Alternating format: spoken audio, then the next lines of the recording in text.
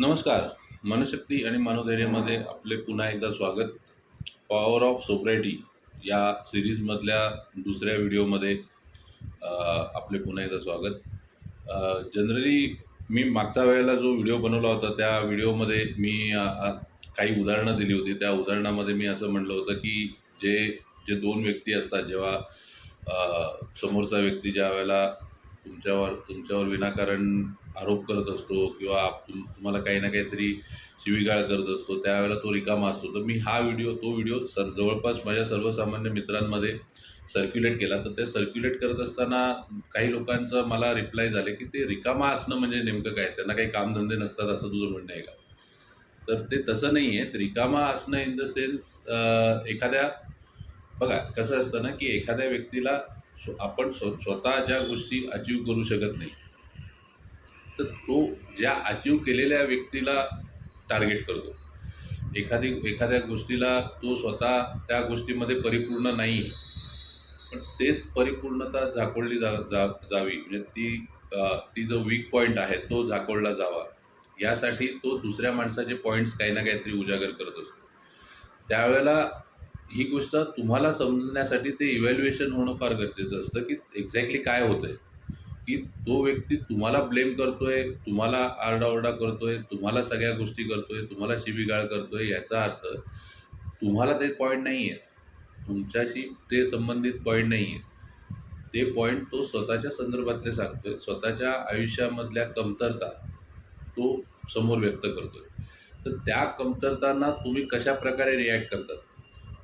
तुम्ही तो तो तो पूर्णपणे आघात, जो काही समोरचा व्यक्ती आघात करतोय तुमच्यावर, तो आघात तुम्ही जर सहन केला किंवा त्याला तुम्ही प्रतिक्रिया दिली, तर त्याला जे साध्य करायचं आहे तो त्यांनी साध्य केल्यासारखंच आहे.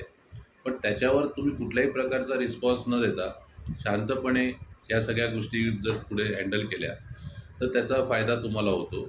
त्या अर्थाने मी म्हटलं की तो माणूस रिकामा आहे. त्याला आर्थिक, कदाचित तो जॉबला असेल, कुठे काय फायनान्शियली काही असेल किंवा फायनान्शियली खूप मोठा असेल, मोठी सपोर्ट सिस्टम असेल, हा विषय त्याच्यामध्ये नाही. विषय असा आहे की त्या व्यक्तिमत्वामध्ये काय प्रॉब्लेम आहे. त्या व्यक्तिमत्वामध्ये हा प्रॉब्लेम आहे की त्या व्यक्तिमत्वाला स्वतःच्या गोष्टी पूर्णपणे व्यक्त करता येत नाही. तो मिररिंग करतो. जे आहे ते समोरच्या व्यक्तीचं आहे, ते माझं आहे आणि मी त्याला त्या गोष्टींनी उद्देशाने बोलतोय.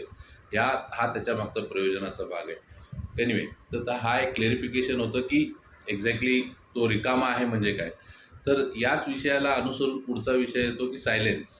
आपण आपल्या आयुष्यामध्ये सायलेन्स मेंटेन करणं का गरजेचं आहे, किंवा सोब्रायटीमध्ये सायलेन्सचं काय महत्त्व आहे. तर आजच्या या व्हिडिओचं नावच आपण असं ठेवलेलं आहे की पॉवर ऑफ सायलेन्स इन सोब्रायटी. तर पॉवर ऑफ सायलेन्स म्हणजे काय, की बऱ्याचदा व्यावसायिक दृष्टिकोन किंवा वैयक्तिक दृष्टिकोन, या दोन्ही दृष्टिकोनामध्ये या गोष्टी खूप महत्त्वाच्या असतात की आपण कशा प्रकारच्या प्रतिक्रिया देतो. तर व्यावसायिक दृष्टिकोनाने तुम्हाला त्याचा फायदा होईल किंवा नाही होईल, हा तुमच्या व्यक्तिमत्वावर तुम्ही कसं प्रॅक्टिस करता. अर्थातच हा पॉवर ऑफ सायलेन्स हा विषय एवढा मोठा आहे की त्याची प्रॅक्टिस मी अजूनही करतो आहे आणि अजूनही बऱ्याचदा मला जमत नाही की सगळ्याच ठिकाणी शांतता बाळगता येणं फार गरजेचं आहे. तर एक उदाहरण म्हणून सांगेन की 2012 साली क्लाउड बिझनेस मार्केटमध्ये येणार आहे असं सगळीकडे जाहीर झालं होतं. त्यावेळेला गुगल, मायक्रोसॉफ्ट, बरेच कंपनीज या सगळ्या गोष्टीमध्ये होतं की आपण लॉन्च करायचं. पण ज्या वेळेला ॲमेझॉन कंपनीनी 2014 साली आय गेस, जेव्हा त्यांनी लॉन्च केलं आणि ते लॉन्च केल्यानंतर ज्यावेळेला त्यांनी 2015 साली आपला वार्षिक अहवाल सादर केला, त्यामुळे इतर कुठल्याही बिझनेसेसमध्ये जेवढा फायदा झाला नाही तेवढा त्यांचा क्लाउड बिझनेसेसमध्ये फायदा झाला. तर त्यांनी जेफ बेझोसनी गेल्या 5 वर्षापासून जे काही पॅटर्न चाललं होतं की क्लाउड बिझनेस यायचं, ते स्वतःची रणनीती कुठेही जाहीर न करता साईड बाय साईड तो स्वतःची एक स्ट्रॅटेजी तयार करत गेला. आणि स्ट्रॅटेजी तयार करत असताना त्याने सगळ्या लोकांना आश्चर्यचकित करून टाकलं की हा असा बिझनेस व्यवस्थित चांगल्या रीतीने करता येतो.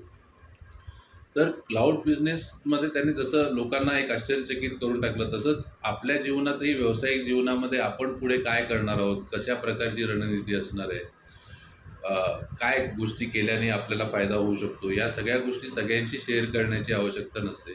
जितकं होऊ शकेल तितकं तुम्ही तुमच्या एक सर्कल ऑफ कन्सर्न तयार करा. त्या सर्कल ऑफ कन्सर्नमध्येच या सगळ्या गोष्टी डिस्कस करा, जेणेकरून अ, आपल्याला त्याचा मॅक्झिमम से मॅक्झिमम फायदा होईल.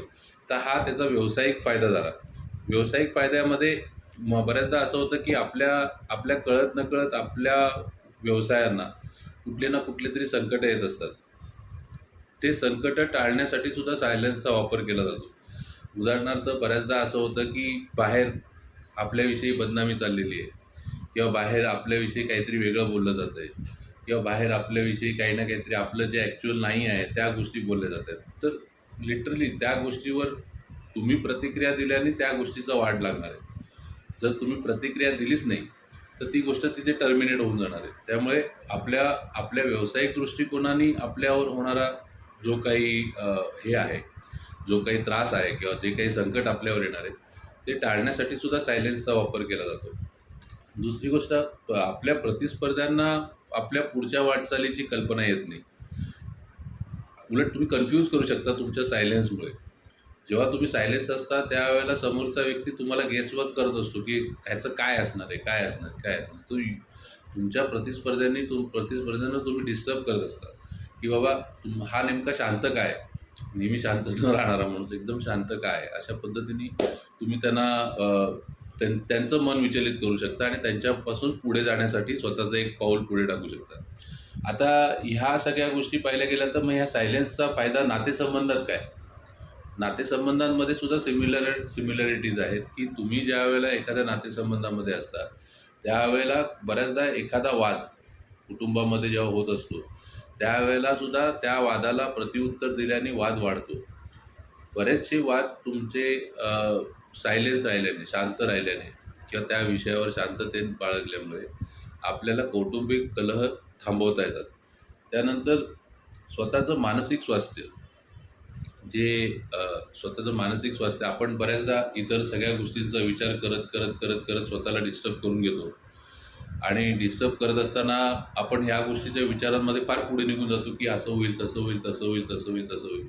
पण ॲक्च्युलीमध्ये जर तुम्ही त्यावेळेला शांत राहून जर स्वतःच्या बाबतीत विचार केला, एक एक स्टेप पुढे गेला, तर त्या सायलेन्सचा वापर आपल्याला करता येतो, त्या शांततेचा वापर करता येतो, जेणेकरून आपल्याला आपली रणनीती आखता येते, आपले एक विचार तयार करता येतात, आपलं एक व्यक्तिमत्व तयार करता येतं, आपल्याला काय प्रतिक्रिया द्यायच्यात, कुठल्या विषयावर प्रतिक्रिया द्यायच्यात या विषयावर आपल्याला ठरवता येतं. पण इनिशिएट करत त्याची ह्या सगळ्या गोष्टी प्रॅक्टिस केल्याने होते.